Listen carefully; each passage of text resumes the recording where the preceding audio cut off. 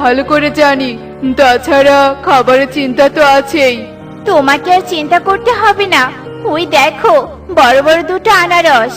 আরে তাই তো, আনারসটা দেখতে যেমন বড় তেমনই লোভনীয়।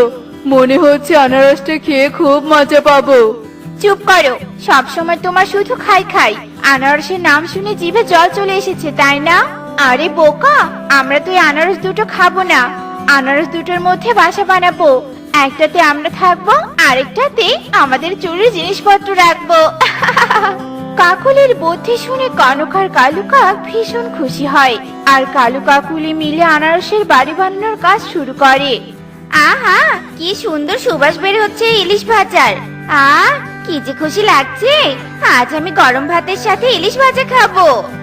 আহা, কি সুন্দর ইলিশ মাছ ভাজার সুবাস আসছে।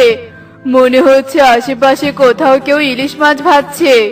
আশেপাশে কোথাও নয়, সামনে তাকিয়ে দেখো, ওই বাসা থেকে ইলিশ মাছ ভাজার গন্ধ আসছে। আচ্ছা, আমি যে ইলিশ ভাজা দিয়ে ভাত খাবো, সাথে তো গন্ধরাজ লেবুও দরকার। যাই, আগে একটা গন্ধরাজ লেবু নিয়ে আসি। টনি ইলিশ মাছ ভেজে বাটিতে তুলে ঢেকে রাখে, আর গন্ধরাজ